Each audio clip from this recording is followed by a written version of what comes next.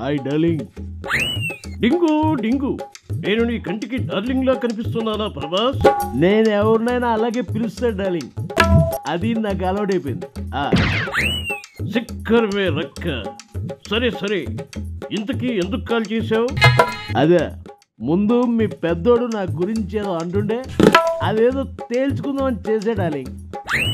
ఏమిటి, మా విష్ణుగాడ నీ గురించా? ఏమన్నాడు? నువ్వంటే నాకు భయం అంట, నువ్వు కాల్ చేయగానే సినిమాకు ఒప్పేసుకున్నా అంట. ఓ అదే, అది అది కూడా పబ్లిసిటీలో ఓ భాగమని నేనే అలా చెప్పమన్నా, అంతకు మించి ఏమీ లేదు ప్రభాస్. ఇదిగో చూడు పెదరాయి డార్లింగ్, నీ పెద్దరికం పెంచుకోవడం కోసం నా ఇమేజ్ని డ్యామేజ్ చేయాలని చూస్తావా? అయ్యో అయ్యో అయ్యయ్యో, అలా ఎందుకు చేస్తాను? నీ ఇమేజ్ నీదే, నా ఇమేజ్ నాదే. ఎంతైనా నేను పెద్దవాడిని కదా, నీకన్నా సీనియర్ని కదా, అందుకని ఇదిగో నీ సీనియారిటీ తీసుకెళ్ళి జనరేటర్లో వేసుకో. డింగో డింగు, అలా కాదు, అది అది నా సినిమాకి ప్లస్ అవుతుందని అలా నేనే చెప్పించా. అసలు నీ సినిమా నేను ఒప్పుకోవడమే గొప్ప. నన్ను ఎంత రిక్వెస్ట్ చేస్తే నేను ఒప్పుకున్నాను. అసలు విషయం చెప్పకుండా ఏదో ఒక ఫోన్ కాల్తో ఒప్పేసుకున్నా అని చెప్తున్నావు. అసలు ఆ రోజు నువ్వేం మాట్లాడావు గుర్తుందా డార్లింగ్? మొత్తం గుర్తుంది ప్రభాస్. మా వాడు కాల్ చేస్తుంటే నువ్వు బిజీగా ఉన్నావని నేనే నీకు కాల్ చేసి నిన్ను చాలా రిక్వెస్ట్ చేశాను. ఏది, ఒక్కసారి ఆ రోజు ఎలా అడిగావో మళ్ళీ అడుగు. తప్పదంటావా? తప్పదు, లేకపోతే మళ్ళీ నేను మీడియా ముందుకొచ్చి అసలు ఏం జరిగిందో మొత్తం చెప్పాల్సి ఉంటుంది. వద్దు, అంత పని చేయకు, చెబుతాను.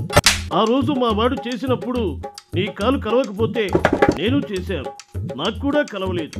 అప్పుడు నేనే స్వయంగా నీ దగ్గరికి వచ్చాను. నువ్వు వచ్చినప్పుడు నేను ఎక్కడున్నాను డార్లింగ్? ఆ రోజు నువ్వు చాలా బిజీగా ఉన్నావు. ఎవరో బాలీవుడ్ ప్రొడ్యూసర్స్ తో ఏదో స్క్రిప్ట్ డిస్కషన్ లో చాలా బిజీగా ఉన్నావు కదా. మరి ఆ రోజు కుదిరిందా నాకు? లేదు, నువ్వు ఫ్రీ ఎప్పుడవుతావో అప్పుడే వచ్చి కలుస్తారని నీ సెక్రటరీతో మాట్లాడి వచ్చేశాను. తరువాత నువ్వు ఒక రోజు ఖాళీగా ఉన్నానని చెబితే అప్పుడొచ్చి కలిశాను. అది అప్పుడేం చేసావో అది కూడా చెప్పు డార్లింగ్.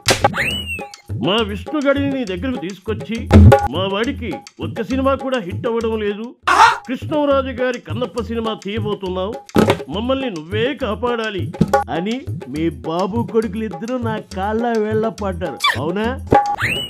అవును. నీకు కుదరకపోయినా, నువ్వు బిజీగా ఉన్నా, ఈ ఒక్కసారికి మా సినిమా ఒప్పుకుని మమ్మల్ని గట్టెక్కించమని బతిమాలుకున్నాం. ఇంటర్నేషనల్ లెవెల్లో టాప్ లో ఉన్న నా రెమ్యునరేషన్ ఏ రేంజ్ లో ఉందో మీకు తెలుసు కదా, దాని గురించి ఏమన్నారు మీరిద్దరు? బాబాబు, అసలే సినిమాలు లేక, సరైన రాజకీయ సపోర్టు లేక ఆర్థికంగా కాస్త ఇబ్బందులు పడుతున్నాం. నీకు రెమ్యునరేషన్ ఇచ్చేంత స్థాయిలో మేము లేవు. మీ పెదనాన్నలాగా గొప్ప మనసు చేసుకుని మా సినిమాకు ఒప్పుకోండి, మేము రూపాయి కూడా ఇవ్వలేం అని నీ చేతులు పట్టుకుని బతిమాలాం. నువ్వు అలా బతిమలాడావని, మా పెదనాన్న సినిమా భక్త కన్నప్ప పేరుతో తీస్తున్నావని నీ పైన జాలిపడి సినిమా ఒప్పుకున్నా. లేకపోతే వాడి మొహానికి వాడి హీరోనా, అందులో నేను గెస్ట్ రోల్ చేస్తానా? ఇకనైనా మీ డ్రామాలు ఆపండి. తప్పైపోయింది, ఏదో పబ్లిసిటీ కోసం అలా చేశావు. ఇంతకీ ట్రైలర్ చూసావా ప్రభాస్? చూసా, ఆ దారుణం మొత్తం చూసా. ఏంటి, నా బాహుబలి, మగధీర, మంజునాథ ఇలాంటి సినిమాలన్నీ కలిపి మిక్సింగ్ చేసేసి టాపిక్ కొట్టిపరదెబ్బు. ఎలా చెయ్యాలో ఏవి చెయ్యాలో తోచక ఏదో ఒకటి చేసేసా.